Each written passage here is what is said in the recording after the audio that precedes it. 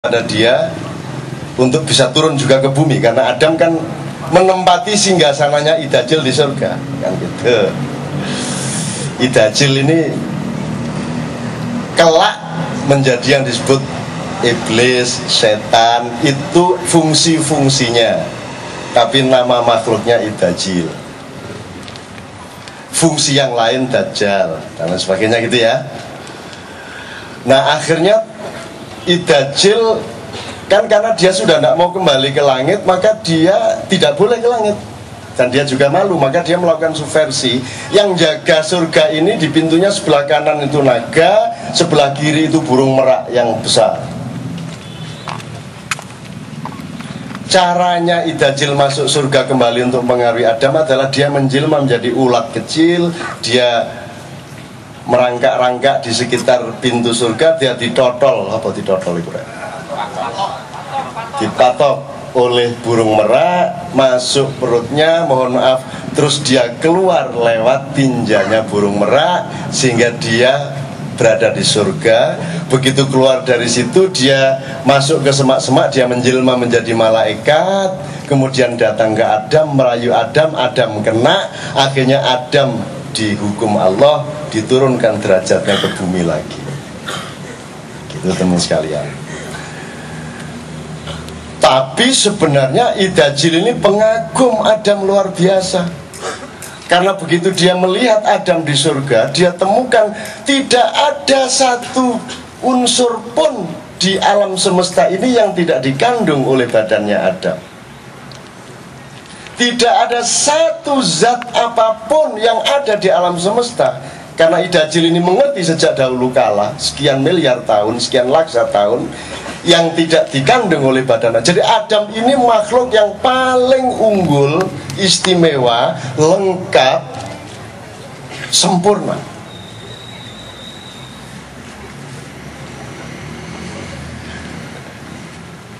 Nah, dari makhluk yang sempurna ini sekarang menjadi bangsa Indonesia, menjadi manusia sangat remeh. Ngakunya demokrasi padahal kepentingan, ngakunya hukum padahal kepentingan, betul nggak? Ngakunya agama padahal kepentingan, ngakunya naik haji padahal kepentingan, ngakunya sholat kepentingan, ngakunya dakwah kepentingan. Sebenarnya kepentingan saja, tapi atas nama segala macam. Jadi manusia sudah merendahkan dan mengkedilkan dirinya sedemikian rupa sehingga sekarang menjadi bahan tertawaan seluruh alam semesta. Karena manusia sudah tidak mengerti siapa dirinya. Padahal itulah awalnya manusia disebut makrokosmos. Ilmu-ilmu modern yang mengandalkan materialisme selalu mengatakan bahwa manusia adalah mikrokosmos, alam semesta adalah makrokosmos, karena dia ukurannya luas, panjang, lebar, tinggi. Tapi kalau ukuranmu itu frekuensi, ukuranmu itu zat, ukuranmu itu cahaya, ukuranmu itu roh, maka manusia ini mengandung semua yang ada. Idajil unsurnya ada di manusia, malaikat unsurnya ada di manusia, apa saja ada di manusia. Suku Jibril ada, suku Israel ada, suku Mikael ada, suku Israel, suku apa saja ada dalam diri manusia. Oke. Nah sekarang kita turun ke bumi. Saya tanya sedikit saja. Bangsa Indonesia ini setelah sekian abad, sekian milenium, Adam harus dihukum Tuhan untuk tinggal di bumi sampai kita ini.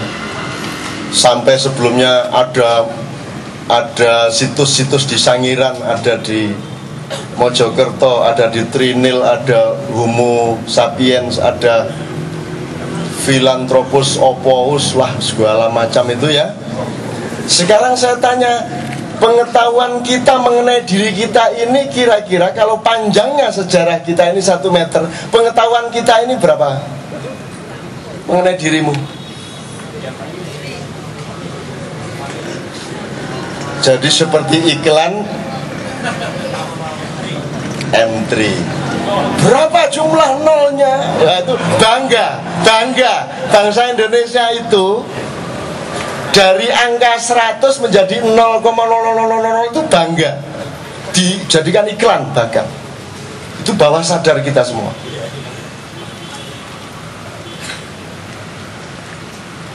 Saya teruskan enggak?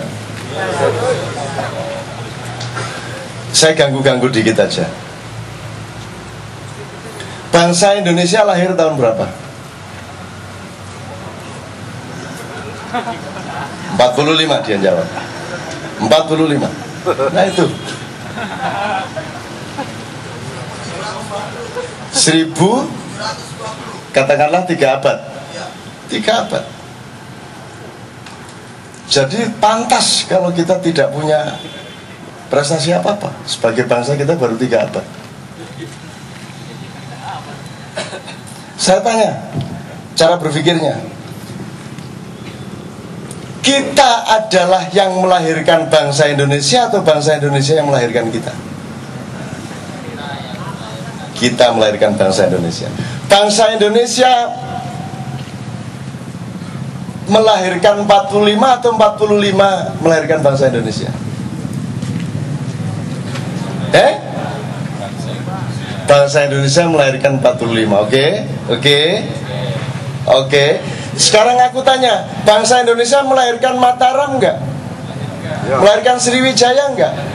Melahirkan Mataram kuno enggak?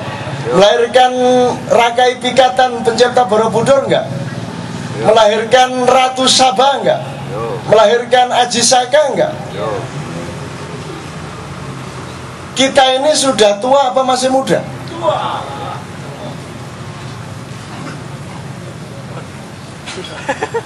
Kamu lahir tahun berapa, baju hitam? 83. Oke. Bapakmu kawin tahun berapa? Katakanlah 81 umpamanya ya. Oke. Lahirnya bapakmu tahun berapa?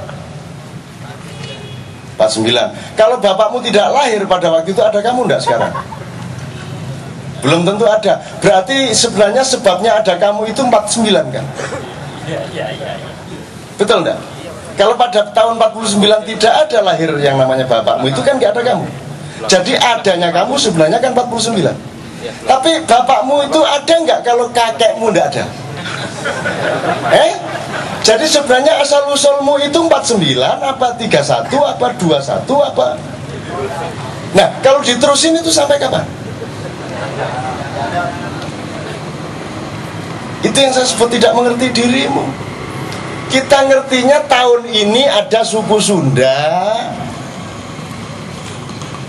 nggak enakan sama orang Jawa karena perang Bubat, gitu doang. Ada orang Dayak bunuhin orang Madura di Kalimantan, cuman itu kita tahunya. Maka kita tidak punya cita-cita sebagai bangsa.